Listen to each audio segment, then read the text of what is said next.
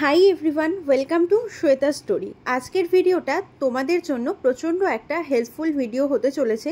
যারা তোমরা কেক বানানো শিখতে চাও বা যারা তোমরা কেক বানানো অলরেডি শিখে গেছো, কি করে তোমরা ফটো প্রিন্ট বানাবে, কি সাইজে বানাবে, কিভাবে স্টোর করবে, কিভাবে কেকের ওপর বসাবে বা বসানোর পরও তোমরা কেকটাকে কিভাবে স্টোর করবে, সব কিছু বলবো এই ভিডিওটার মধ্যে। ভিডিওটাকে স্কিপ না করে প্রথম থেকে শেষটা দেখতে থাকো। আর যদি চ্যানেলে নতুন দর্শক হয়ে থাকো, প্লিজ চ্যানেলটাকে সাবস্ক্রাইব করে বেল আইকনটা প্রেস করে দিও। আর ভিডিওটা ভালো লাগলে অবশ্যই জানো একটা লাইক আর একটা কমেন্ট করে দিও। এবার আসি মূল প্রসঙ্গে। ফটো প্রিন্টগুলো কোথায় পাবো? ফটো প্রিন্টগুলো কি নর্মাল স্টুডিওতেই পাবো নাকি যেখানে ফটো প্রিন্ট করা হয় সেখানেই পাবো? এই ফটো প্রিন্টগুলো তোমরা কেকের যে ম্যাটেরিয়ালের শপ আছে সেই সব দোকানে যারা সুগার প্রিন্ট করে তাদের কাছেই পাবে। যে কোনো ম্যাটেরিয়ালের শপেই কিন্তু তোমরা এগুলো পাবে না। এবার আসি 2 নম্বর পয়েন্টে। এই ফটোগুলো তোমরা কোথা থেকে পাবে? প্রথমত, যিনি অর্ডার করবেন তাদের যদি নিজস্ব ফটো হয় সেক্ষেত্রে তো তার থেকেই চেয়ে নেবে অবশ্যই। দ্বিতীয়ত, যদি এরকম কোনো ফটো হয় যেগুলো তোমরা গুগলে পেয়ে যেতে পারো, দেন তোমরা গুগল থেকে ডাউনলোড করে নিতে পারো ফটোটাকে। আর অবশ্যই ডাউনলোড করার পরেও কাস্টমারকে দেখিয়ে ওটার থেকে অ্যাসিওরেন্স নিয়ে নেবে যে এটাই তারা চাইছে কিনা।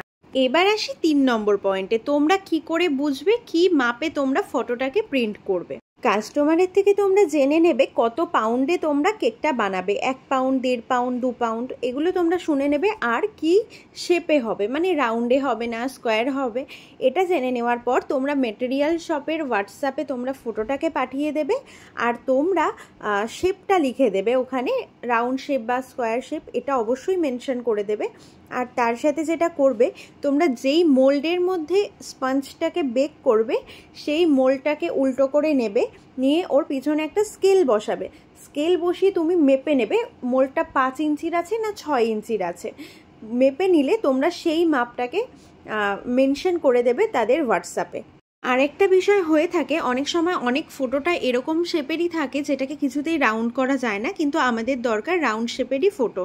সেক্ষেত্রে দোকান থেকে ওরা নর্মালভাবেই করে দেয়, মানে স্কোয়ারভাবেই করে দেয়। ইভেন এটা ওটা কিন্তু ওরা অনেকেই বলে দেয়, মানে যে তোমরা রাউন্ড করে কেটে নেবে বা হেন তেন। যেহেতু আমি গতকালই ফেস করেছি এরকম একটা বিষয়, তাই আমি ভাবলাম আমি তোমাদেরকেও একটু সচেতন করে দিই। সেক্ষেত্রে বা এই সব জিনিসগুলো যাতে না হয়, তোমরা কিন্তু ঘর থেকেই বা যারা এই সমস্ত কাজগুলো পারে তাদেরকে দিয়ে একটু শেপটাকে করিয়ে নেবে। মানে 6 ইঞ্চি রাউন্ড একেবারে ফটোটা তৈরি করে নেবে, করে দোকানে পাঠিয়ে দেবে। সেক্ষেত্রে ওরা শুধু প্রিন্ট করে দেবে। এরকমভাবেও কিন্তু তোমরা করে নিতে পারো। আর অবশ্যই যখন তোমরা ফটো প্রিন্টটা আনতে যাবে দোকানে, একটা খাতা বা একটা বই বা একটা ফাইল বা দুটো বেসের মধ্যে কিন্তু ফটো প্রিন্টটাকে বসিয়ে আনবে, নইলে কিন্তু আনার সময় ফটো প্রিন্টটা ভেঙেও যেতে পারে। আর বাড়িতে আনার পরেও যতক্ষণ না তোমরা কাজ করছো ফটো প্রিন্টটা নিয়ে, ততক্ষণ তোমরা রুম টেম্পারেচারেই রেখে দেবে একটা বই বা খাতার মধ্যে। আর কেকটাকে আগে থেকেই তোমরা শার্পিং করে ভালো করে চিল্ড করে নেবে। আর কেকটা ডেলিভারি দেওয়ার 1 ঘন্টা 2 ঘন্টা আগে কিন্তু তোমরা ফটো প্রিন্টটাকে বসাবে। এইবার আমি তোমাদেরকে ফটো প্রিন্ট বসানোর কিছু স্পেশাল টিপস আর ট্রিক্স দেবো। সেটা হচ্ছে, ফটো প্রিন্ট বসানোর আগে বের করবে ফটোটা প্লাস্টিক থেকে, বের করে সাইডের যে এক্সেস সাদা পার্টটা থাকে ওটাকে একটা পিৎজা কাটার বা যে কোনো কাটার দিয়ে কাট করে নেবে। ওটাকে কাট করে তুলে নেওয়ার পর দেখবে একটা শক্ত প্লাস্টিক বেরিয়ে আসছে। ওই প্লাস্টিকটা আমি যেভাবে ভিডিওতে দেখিয়েছি ওরকমভাবে কাটিং করে নেবে। করে তোমরা ওটা হচ্ছে ফটো প্রিন্টের নিচ দিয়ে আস্তে আস্তে করে ফটো প্রিন্টটাকে একটু তুলে নেবে। আর এই প্রসেসটা করার সময় ফটো প্রিন্টটাকে তোমরা কিন্তু 1 মিনিট করে একটু ডিপ ফ্রিজে রেখে নেবে, তাহলে কিন্তু ফটো প্রিন্টটা ইজিলি চলে আসবে।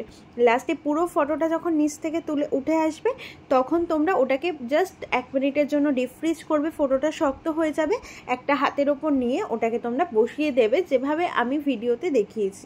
সামার আর মনসুন এই সিজন দুটোয় ফটো প্রিন্ট হ্যান্ডেলিং করাটা কিন্তু একটু চাপের, কিন্তু আমি যেই টিপসগুলো তোমাদেরকে দিয়েছি সেগুলো ফলো করলে কিন্তু তোমাদের ফটো প্রিন্টও কোনো রকম ফাটবে না আর সুন্দরভাবে উঠে যাবে।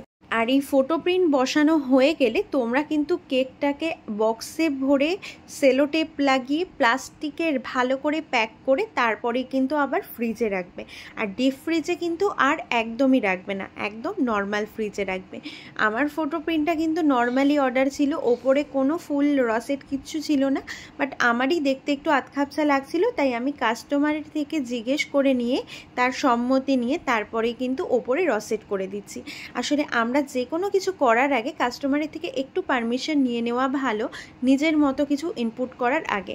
নইলে কিন্তু কাস্টমার অখুশি হতে পারে আর রেগে কিন্তু তোমাকে দু কথা শুনিয়েও দিতে পারে। আজকের ভিডিওটা কেমন লাগলো অবশ্যই কিন্তু জানিও। আর ফটো প্রিন্ট তোলার পরে নিচের যে মোটা প্লাস্টিকটা সেটা কিন্তু তোমরা রেখে দিতে পারো পরের কেক ডেকোরেশনের জন্য।